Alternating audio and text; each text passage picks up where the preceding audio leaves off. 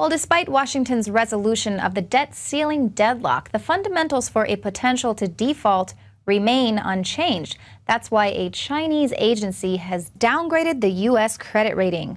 They say the fundamental situation that the debt growth rate significantly outpaces that of fiscal income and gross domestic product remains unchanged. And they added that Washington's solvency was vulnerable as old debts were still repaid through raising new debts. Hence, the government is still approaching the verge of default crisis, a situation that cannot be substantially alleviated in the foreseeable future.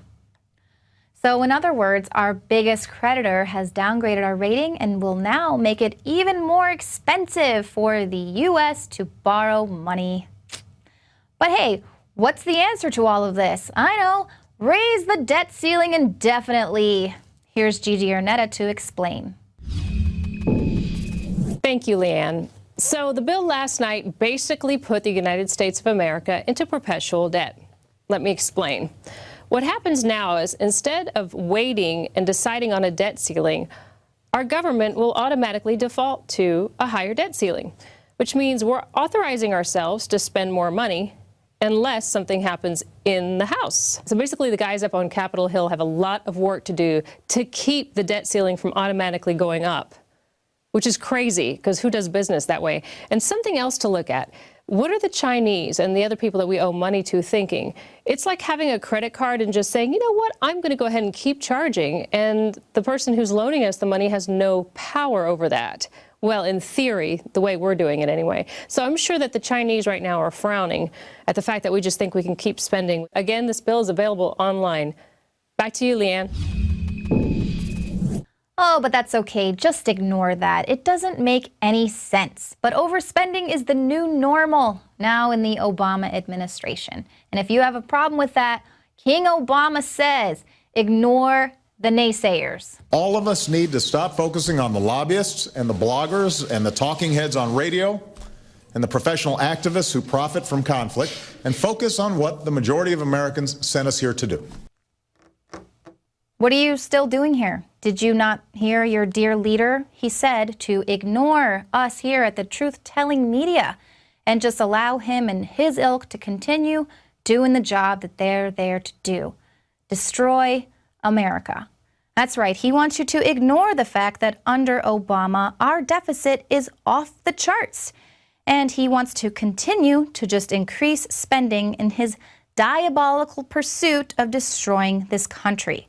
He wants you to just listen to him and his mainstream media bootlickers and look away, just look away as they rob us and future generations of our livelihood and our sovereignty. He wants you to look away from the outlets that give you the cold, hard facts about what's really going on and just focus your attention on the media that wants to continue not reporting on reality. Don't believe me? Well, when was the last time you heard the mainstream media reporting on the debacle that is Obamacare? As the blob grows, aka the U.S. government, Obamacare will not go away. Except to India, of course, because the company who's handling the healthcare.gov site outsources to India. Way to go, Obama, shipping our jobs overseas. And here's the kicker. Now, hold on to your seats, because it sounds like Solyndra. CGI is a Canada-based company that was actually fired because it couldn't deliver in Canada. CGI's federal parent company, Montreal-based CGI Group, was officially terminated in September 2012 by an Ontario government health agency after the firm missed 3 years of deadlines and failed to deliver the province's flagship online medical registry.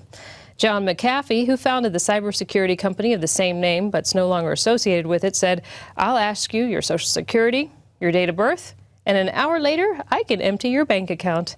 The Obamacare websites, he said, have no safeguards. And the hardest thing to wrap your head around is the fact that there's so many people without health insurance, and they don't have it because they can't afford it.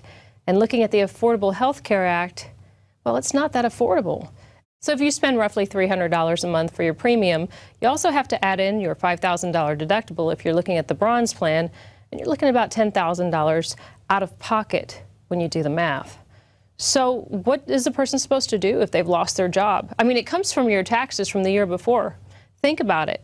Does it really solve the problem of people not having health care?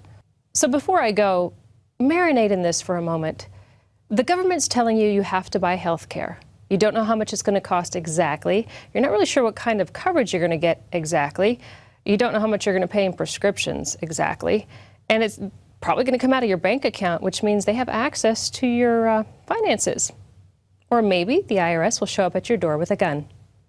I'm Gigi Arnetta for the InfoWars Nightly News. Now you can watch Alex Jones live at Infowars.com/show. You'll find links to all of our content there and a free 15-day trial for Prison Planet TV. You can also browse the network, the InfoWars Nightly News, and over 60 movies and documentaries all together in one place. You can watch the Alex Jones radio show live as it happened. So check it out, Infowars.com/show.